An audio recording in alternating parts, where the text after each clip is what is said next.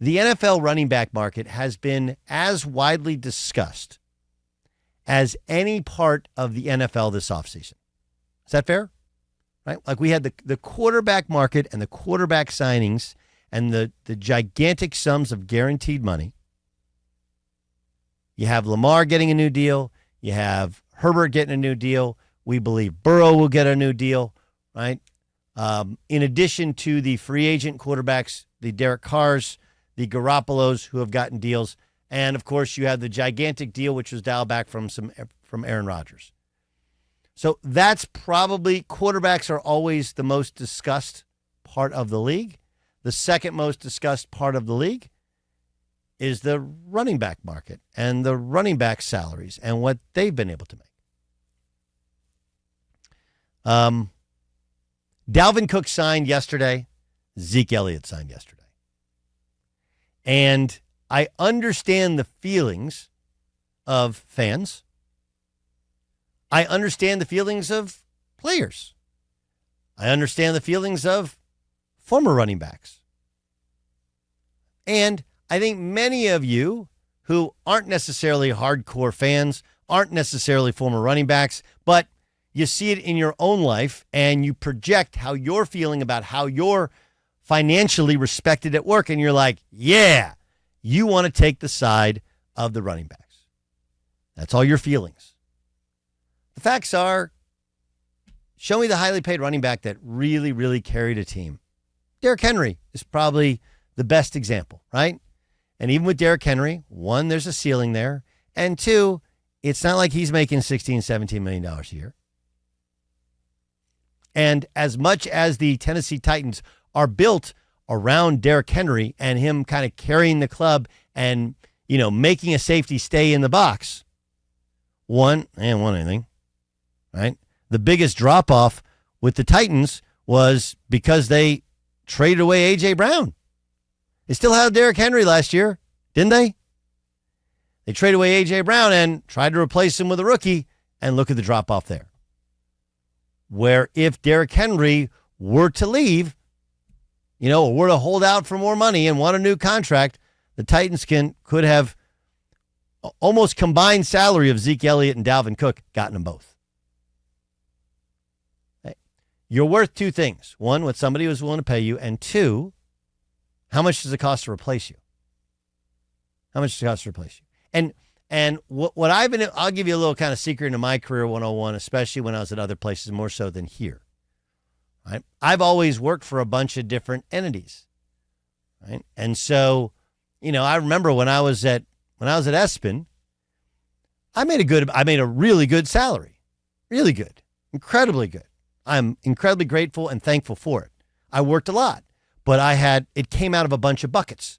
Right? There was the radio bucket, there was the TV bucket, there was the .com bucket, there was the magazine bucket, you know, there was the social bucket, which was just starting.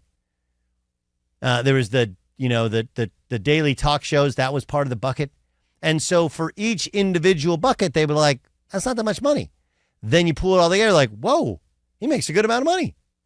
And my point was always, in order to replace me in any one of these spots, you would have had to pay more, right? If I was working for 5 different entities, all 5 of them would have had to compensate more than what I was making. Well, I mean, here's the proof is in the pudding. Do we have Marcus Allen's comments? They are print only. Let me grab those for you. Okay.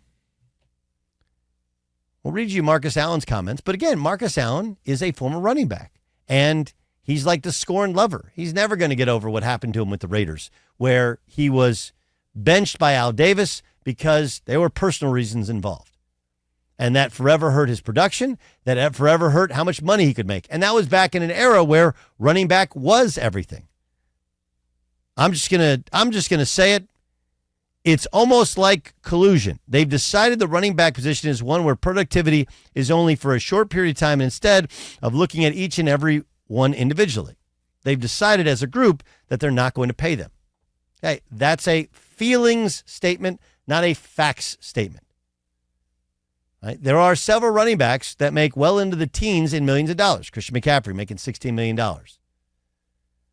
But it's not collusion to realize what good business is. And what Marcus fails to mention, because his feelings are with the running backs, is the facts that, one, all of these running backs, what have they really accomplished? And two, maybe most importantly, that money that is supposedly saved on running backs, it's not just saved and put in the pockets of general managers who make these decisions. It's spread around to the rest of the team. It's a cost-benefit analysis to it. Cost-benefit analysis to it. The hardest thing you're ever going to go through in your life is when you don't have a job and you find out what you're really worth. Right? What am I really worth? Because where we are with our jobs, usually people don't make less. You make the same, or you get a slight increase. And you keep trying to make yourself valuable to where you work. And maybe if you want to get more money where you work, you go and find a way to create some sort of leverage. And that leverage says, hey, if you don't give me $20,000 more, I'm going to go and leave and make it somewhere else. But the truth is, where you are with your salary is about your range until you don't have that. That's why they say the best time to look for a job is when you already have one.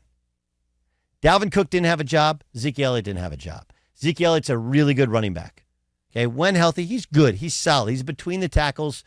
You're going to need multiple backs with him because he's not that fleet of foot. He's not somebody who can line up out wide. He's not somebody who's crazy versatile. He's a lot more of a throwback running back. Good in pass pro, good at running between the tackles, lacks the explosiveness needed to be a star. His contract could be worth up to $6 million. It's $4 million guaranteed. That's not collusion. That's good business by the Patriots.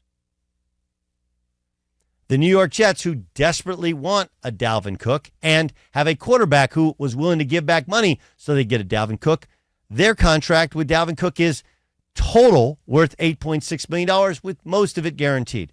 That means somewhere probably in the $7 million guaranteed. Keep in mind that you have all these other running backs, including the one that plays in the same stadium for the New York Giants, in Saquon Barkley, who was reportedly offered $12 million per year, probably 2 years sort of guaranteed, maybe the third year, a little bit of a guarantee, whatever, which, again, plays into what Marcus Allen's saying. They think you're valuable for a short period of time. That's right, because you've seen guys fall off a cliff when they get to the middle of their career, middle of everybody else's career. Ezekiel Elliott. Dalvin Cook, bad shoulder. Saquon Barkley's already torn his ACL. He's a physical specimen, and the Giants want to keep him.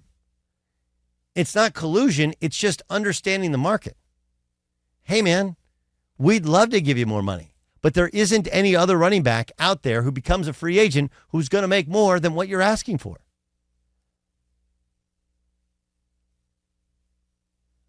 I understand the facts versus feelings argument.